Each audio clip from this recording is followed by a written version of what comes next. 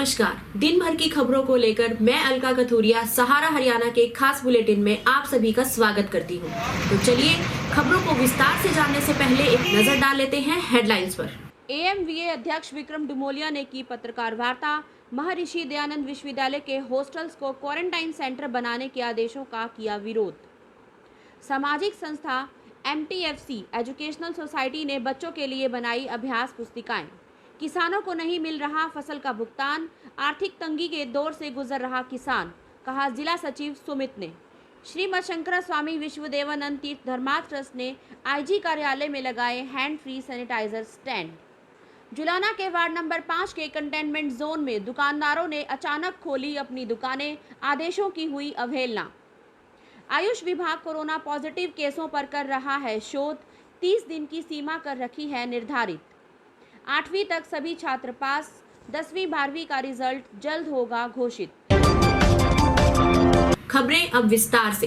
Ambedkar missionaries विद्यार्थी association के अध्यक्ष विक्रम सिंह डुमोलिया ने आज अपने निवास स्थान पर पत्रकार वार्ता कर कहा कि कोविड-19 के चलते महर्षि दयानंद विश्वविद्यालय के हॉस्टल्स को क्वारंटाइन सेंटर बनाने के आदेश से शिक्षक, गैर शिक्षक छात्र वर्ग और उनके परिवारों में भय का माहौल है। वे किसी भी कीमत पर इस आदेश को लागू नहीं होने देना चाहते।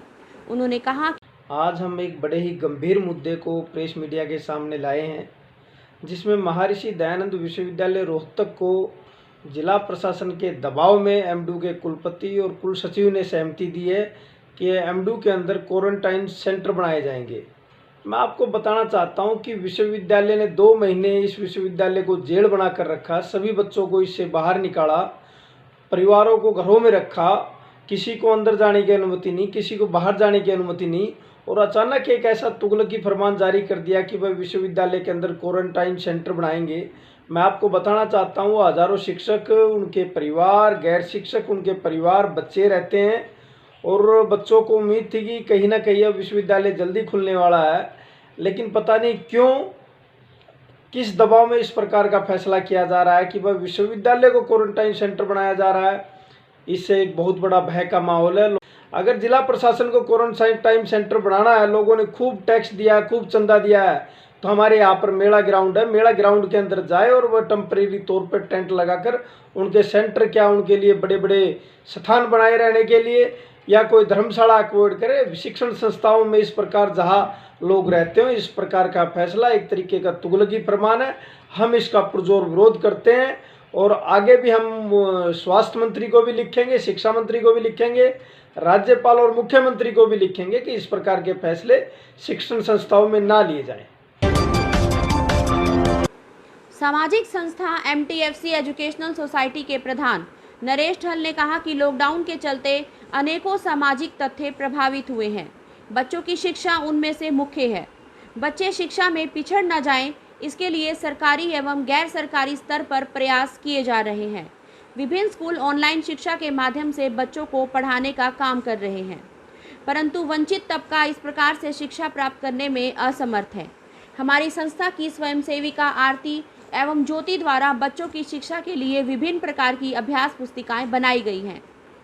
इन अभ्यास पुस्तिकाओं को डोर टू डोर बच्चों के घरों में जाकर दिया जा रहा है और काम करने के बाद इन पुस्तिकाओं को लेकर चेक किया जाएगा और नई पुस्तिकाएं दी जाएंगी।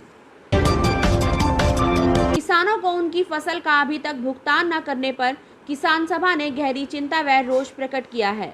वे जल्द भुगतान न होने की स्थिति में विरोध प्रदर्शन करने की चेतावनी भी प्रशासन को दी है। किसान सभा की जिला सचिव मंडल की बैठक के बाद किसान सभा के नेताओं ने ये बात कही। जिला सचिव सुमित सिंह ने कहा कि खट्टर सरकार के किसानों को 72 घंटे में गेहूं का भुगतान करने का वादा किया था, परंतु आज खरीद के 21 दिन के बाद तक किसानों को एक भी पैसे का भुगतान नहीं किया गया। किसान आड़तियों व बैंकों के चक्कर काटने पर मजबूर है। किसान आज आर्थिक तंगी के दौर से गुजर रहा है। श्रीमद शंकर स्वामी विश्वदेवानंद तीर्थ धर्मार्थ ट्रस्ट एवं health and safety care educational society द्वारा कोरोना महामारी से सुरक्षा के लिए आईजी ऑफिस में हैंड फ्री सैनिटाइजर स्टैंड दिया गया। आपको यह बता दें कि यह ट्रस्ट पिछले काफ़ी समय से इस प्रकार के सामाजिक कामों में अपना योगदान दे रहा है। इस मौके पर डॉक्टर गोपाल, डॉक्टर दिनेश, जगत सिंह गिल और नीरज कुमार प्रमुख रूप से मौजूद रहे। जुलाना में पिछले एक सप्ताह से बाजार बंद था। यहां इसी महीने 3 तारीख को एक कोरोना पॉजिटिव केस मिला था, जिसके बाद जुलाना के वार्ड नंबर 5 को कंटेनमेंट जोन घोषित किया गया। आज दुकानदारों ने अपनी दुकानें खोलनी शुरू कर दी, जिस पर जींद के एसडीएम व डीएसपी पुलिस बल के साथ मौके पर पहुंचे और दुकानदारों से बात की। जुलाना में कोरोना पॉजिटिव केस के घर से महज 50 मीटर से 500 मीटर के दायरे में दुकानें खोलना सरकार के आदेशों की धज्जियां उड़ाना है, क्योंकि ऐसे केसों में 500 मीटर तक कुछ भी नहीं खुल सकता और 28 दिन तक उस क्षेत्र को कंटेनमेंट जोन माना जाता है।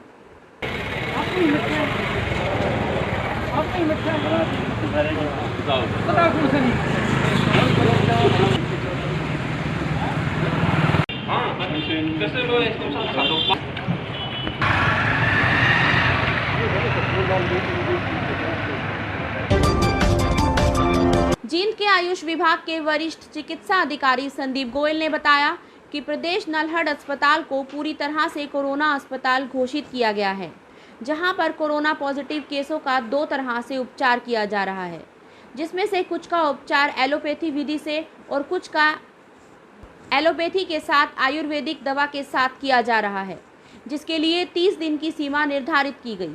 इसके परिणाम आने पर पता चलेगा कि कौन सा रोगी जल्द ठीक हुआ। इसके अलावा आयुष मंत्रालय भारत सरकार ने कोरोना जैसी वैश्विक महामारी से बचने व अच्छे खान पान से रोग प्रतिरोधक क्षमता बढ़ाने के लिए एडवाइजरी जारी की है। आयुर्वेदिक पद्धति को अपनाकर हम अपने शरीर की रोग प्रतिरोधक क्षमता को बढ़ा सकते हैं। यह पद्धति हजारों वर्ष पुरानी चिकित्सा पद्धति आती है। जींद से जयवीर सिंधु की रिपोर्ट। हरियाणा में 8वीं कक्षा तक के सभी विद्यार्थियों को बिना परीक्षा के ही पास कर दिया गया है, जबकि हरियाणा स्कूल शिक्षा बोर्ड के अंतर्गत 10वीं और 12वीं का रिजल्ट भी जल्द घोषित होगा। लॉकडाउन से पहले छात्रों के जितने पेपर हो चुके थे, उसी के आधार पर रिजल्ट तैयार किया जाएगा।